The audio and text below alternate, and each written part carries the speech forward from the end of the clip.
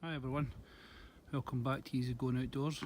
And for the last couple of weeks we've actually been trialling RJ Bushcraft's handmade tinder, and it's -6, -7 at the moment here. Really quite cold, and what I've done is actually buried one of the firelighters in the snow, so it's been in there for 2 hours now. I'll go and pick it out and we'll see if we can manage to get it to light. Oh, there we go. Right, quickly pour. So let's see how the tinder gets on in this damp, freezing conditions. So here's the fire. Yeah.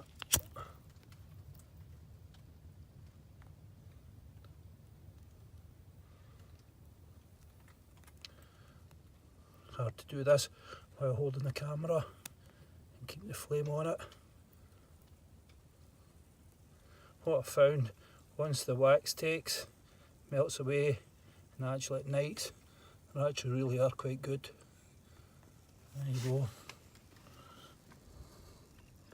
So that's 2 hours submerged in the snow, and I actually felt like it was quite moist there when I took that out, but it's went okay. Hopefully you can make this out. What I'll do is give that a wee second or two to build up a bit of heat, and then I'll put it under the sticks and let's see how we get on. These burn for about 6 minutes. I've found myself, maybe be different in this cold temperature, but it's given off a good flame already. Right, I'll go and try and get this under here. Another thing I liked about them is you can actually pick them up like this and move them about. So we'll just get it under this pile of wood here. Get a wee chance. It's going to be really smoky this because everything's soaking wet, been covered in snow. Yep, that's taken. That's quite impressive, quite like that. There we go. Some stuff on top.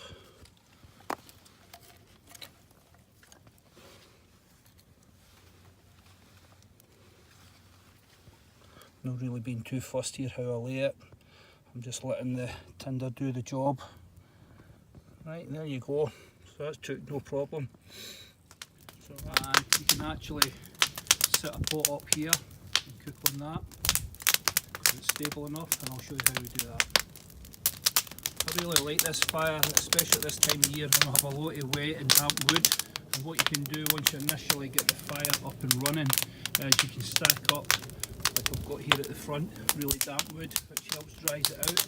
It is a bit smoky to start with, but it gives off a lot of heat once it initially gets going.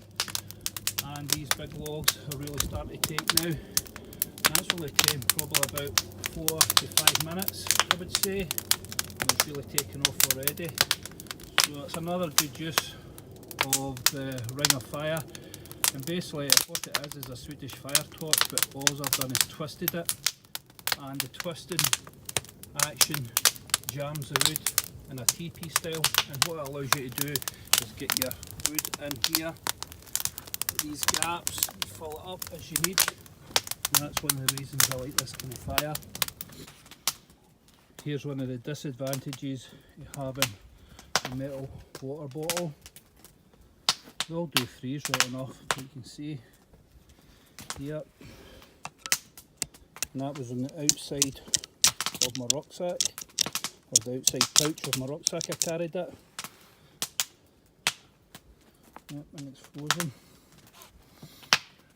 It's -7 right enough, so yeah, that would do it, I suppose.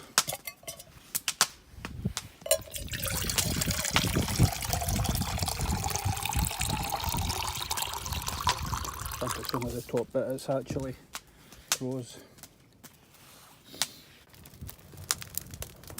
So the cup just sits here like this, and you can see the flames come up and heat it at the base.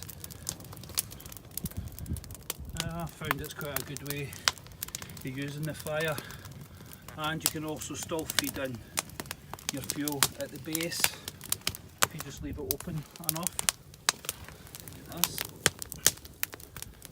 So there you go, it's just a wee suggestion. It's something I've used for a number of years. And that's all done because of this ring that we use to help support these large logs. So you'll see that's my water boiling now. So there you go, that just shows you how this fire works. Nice and convenient with a simple easy tool which is very easy to carry, and it has multiple uses when you're out there. The fire has died down a bit now, good enough for a big bed of embers so I can do a bit of cooking on it. So I'll show you how we go about separating the logs and how we separate the ring.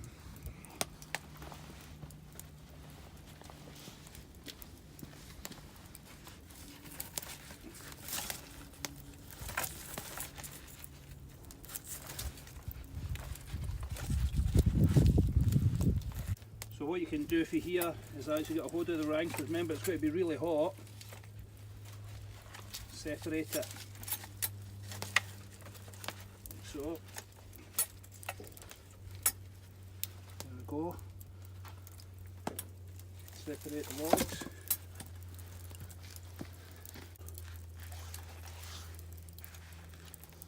And it's alright to hold with a pair of gloves on, but bear in mind the safety aspect of that. And it gives us 4 big logs now that I can use as a cooking platform. So what we do for there, come across there like that, across the back of the fire, get my grill,